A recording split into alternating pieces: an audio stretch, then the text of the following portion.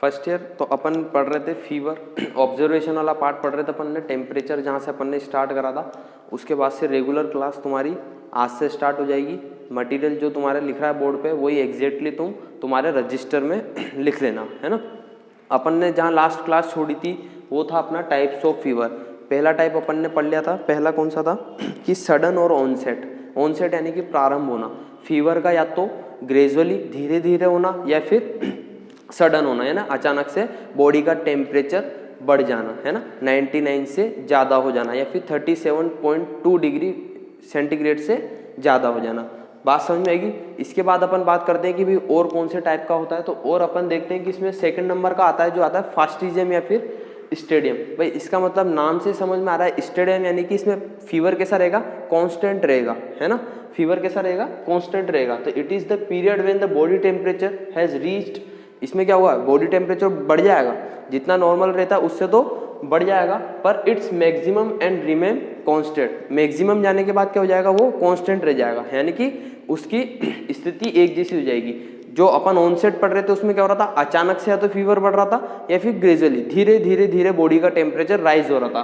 पर इसमें क्या होगा, फास्टिज्म एक स्टेज पे जाके फीवर की जो स्टेज है वहां पे जाके वो रुक जाएगा, है ना। इसमें देखो ना, मैक्सिमम पे जाके क्या होगा, रिमेन कांस्टेंट। बात समझ में। इसके बाद अपन बात करते हैं डिफरवेंसेस या फिर डिक्लाइन। डिफरवेंसेस डिक्लाइन का मतलब ही समझ आ रहा है कि फीवर का क्या होना, रिड्यूस होना, बॉडी टेम्परेचर घटना। पहुंच तो गया एक बार पीक पे, फिर उसके बाद उसका क्या होगा, डिक्लाइन होगा। डिक्लाइन यानी कि क्या होना, कमी आ जाना। डिफरवेंसेस का मतलब भी क्या है, वही बात है।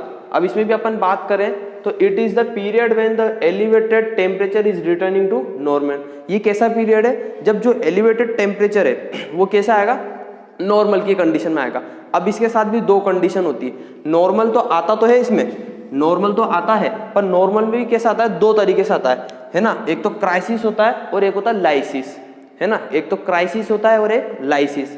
अब पहली बात करते हैं अपन क्राइसिस की, कि भाई क्राइसिस में जो टेम्परेचर नीचे गिर रहा है वो किस तरह से गिर रहा है। अब इसमें बात करें अपन क्राइसिस में, तो crisis is sudden return to normal temperature from a very high temperature within a few hours और डे। भाई इसमें टेम्परेचर तो क्या हो रहा है, नॉर्मल कंडीशन में आ रहा है। हाई टेम्परेचर से कितना आ रहा है, नॉर्मल कंडीशन में आ रहा है। वो कैसे आ रहा है, या तो फ्यू हावर्स में आ रहा है या फिर डे में आ रहा है। क्राइसिस में क्या हो रहा है, टेम्परेचर रिड्यूस हो रहा है ना। क्राइसिस में क्या हो रहा है, टेम्परेचर रिड्यूस हो रहा है, या तो फ्यू हावर्स या फिर डे। अब जो क्राइसिस होता है वो भी दो तरह का होता है, एक तो ट्रू क्राइसिस, एक तो कौन सा, ट्रू क्राइसिस, और एक होता है फॉल्स क्राइसिस। ट्रू क्राइसिस में क्या होता है, अगर ट्रू की बात आ रही है जहां पे माने कि ट्रू क्राइसिस में होगा कि fall temperature and improvement in client condition. भाई अपन ने बात करी डिफरवेंसेस और डिक्लाइन, टेम्परेचर क्या हो रहा है, रिड्यूस हो रहा है। अपन ने बात करी कि दो तरह से होगा, एक तो क्राइसिस और एक लाइसिस। क्राइसिस की अगर अपन बात करें तो क्राइसिस में अपन ने कह दिया कि भाई टेम्परेचर क्या हो रहा है, सडन रिटर्न हो रहा है, या तो फ्यू हावर्स में होगा या फिर डे में होगा। अब इसमें अपन देखेंगे कि क्राइसिस भी दो टाइप का होगा, एक तो ट्रू और एक false. Notes as it is जैसे बोर्ड पे लिख रहे हैं वैसे के वैसे आगे तुम्हें उतारते जाना है जहां अपन ने लास्ट क्लास में छोड़ा था। इसके बाद ट्रू क्राइसिस में अगर अपन देखेंगे तो fall temperature improvement in client condition. Temperature तो फॉल्स हो रहा है और क्लाइंट की कंडीशन भी क्या हो रही है, उसमें इंप्रूवमेंट आ रहा है ना, ट्रू क्राइसिस में। और फॉल्स क्राइसिस में क्या हुआ, fall temperature suddenly without improvement in client condition.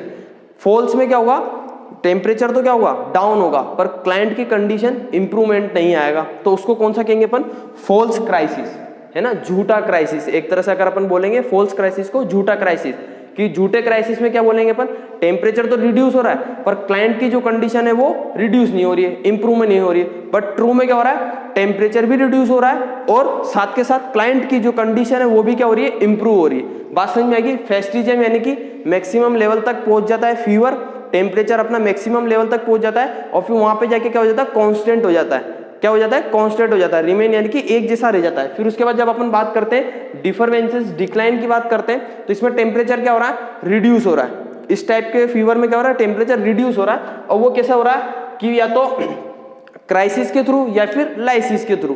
Crisis में अगर अपन बात करेंगे तो क्राइसिस दो टाइप का होता है, ट्रू या फॉल्स।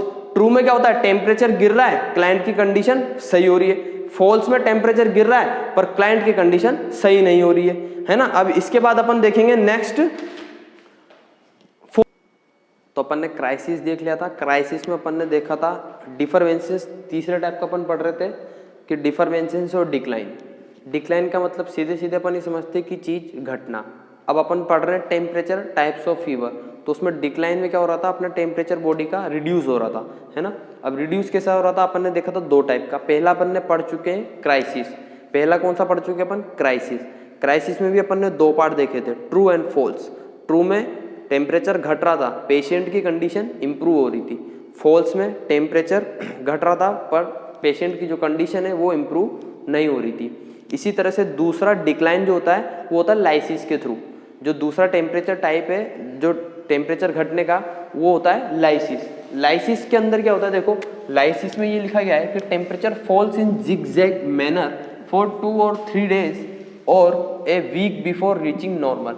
कि भाई इसमें जो टेम्परेचर रिड्यूस होता है ना, एक वो जिगजैग मैनर के थ्रू होता है ना, ऐसे होता है भाई, पहले घटेगा, फिर थोड़ी देर 1-2 दिन 3 दिन नॉर्मल रहेगा, उतना ही रहेगा, फिर घटेगा, फिर मतलब जिगजैग मैनर तुम समझते हो ना, इस तरह से क्या होगा, उस टेम्परेचर उसका रिड्यूस होगा। क्लाइंट की कंडीशन भी क्या होगी, इसमें इंप्रूव होगी। लाइसिस के अंदर लाइसिस हमेशा कैसा होता है, जिगजैग मैनर। और क्राइसिस दो टाइप का होता है, एक ट्रू और एक फॉल्स। बात समझ में आएगी यहाँ तक। इसके बाद अपन बात करते हैं अगर कांस्टेंट और कंटिन्यूअस फीवर की। कांस्टेंट और कंटिन्यूअस फीवर यानी कि फीवर बना हुआ है काफी टाइम तक, है ना, temperature varies not more than 2 degree between morning और इवनिंग। भाई इसमें क्या होगा, बॉडी का टेम्परेचर 2 डिग्री सेंटीग्रेड से ज्यादा नहीं जाएगा। टेम्परेचर फीवर तो आ रहा है पर 2 डिग्री सेंटीग्रेड से ज्यादा रीच नहीं होगा, या तो मॉर्निंग का ले लो या इवनिंग का ले लो। कांस्टेंट बना रहेगा एक तरह से, बात समझ में रही, कांस्टेंट बना रहेगा पर ज्यादा हाई फीवर नहीं आएगा, है ना, लो फीवर आएगा, 2 डिग्री से ज्यादा नहीं होगा मॉर्निंग और इवनिंग के समय में। जैसा कि अपन जनरली देखते हैं मॉर्निंग में अपना टेम्परेचर थोड़ा कम रहता है एज कंपेयर इवनिंग में, क्योंकि इवनिंग में क्या होता है, अपन पूरे डे की एक्टिविटी कर कुरा के अपने बॉडी के हर सेल्स आ जाती है यूज में। शाम तक अपन खाना ना खाते हैं, अपने बेसल मेटाबॉलिज्म और सब चलता है, शाम को अपना टेम्परेचर क्या होता है, थोड़ा बढ़ जाता है। पर अगर किसी के कंटिन्यूअस फीवर आ रहा है ना, तो उसमें क्या होगा, टेम्परेचर 2 डिग्री से सेंटीग्रेड से ज्यादा नहीं बढ़ेगा, या तो मॉर्निंग में ले लो या इवनिंग में ले लो, पर टेम्परेचर उसके फीवर बना रहेगा, कंटिन्यूअसली फीवर उसके बना रहेगा। यही अगर अपन कंडीशन देखें तो टाइफॉइड की कंडीशन या फिर निमोनिया की कंडीशन, किसी का टाइफॉइड का बुखार आता है ना, जैसे छोटी आंतों का बुखार आना जिसको अपन कहते हैं, वो टाइफॉइड फीवर होता है। तो उसमें क्या होता है, बॉडी का टेम्परेचर बढ़ा हुआ रहता है पर ज्यादा पता नहीं चलता है ना, 2 डिग्री से सेंटीग्रेड से ज्यादा पता नहीं चलता है मॉर्निंग इवनिंग में अगर अपन उसको नोटिस करें तो। बात समझ में आ रही है, उसी को अपन कहते हैं कांस्टेंट फीवर। ऐसे निमोनिया की कंडीशन में भी बच्चों के साथ देखते हैं, उनको फीवर आता रहता है पर ज्यादा एकदम से हाई फीवर इतना नहीं आता है, कांस्टेंट बना रहता है उसमें, है ना। ऐसे अगर अपन बात करें रिमिटेंट फीवर की, तो रिमिटेंट फीवर अपन से क्या कह रहा है कि variation of more than 2 degree between, इसमें क्या होगा, हाई फीवर आएगा, 2 डिग्री सेंटीग्रेड से ज्यादा चेंजेस देखने को मिलेंगे। भाई इसमें तो 2 डिग्री सेंटीग्रेड से ज्यादा देखने को नहीं मिल रहे, पर इसमें 2 डिग्री सेंटीग्रेड से ज्यादा देखने को चेंजेस मिलेंगे मॉर्निंग और इवनिंग के कंपेयर में, है ना। उसको क्या कहेंगे अपन, रिमिटेंट फीवर।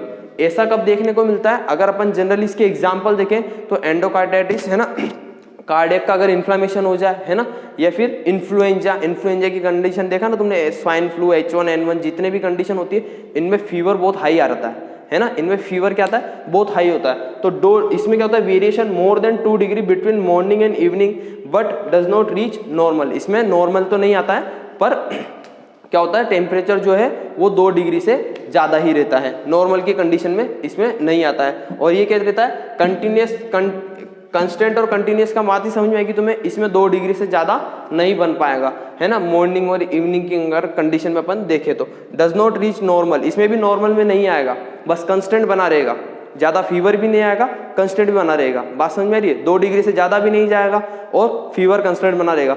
इसमें क्या होता है, नॉर्मल तो आएगा ही नहीं और 2 डिग्री से ज्यादा बना रहेगा, यानी कि हाई फीवर बना रहेगा। बात समझ में आ रही है।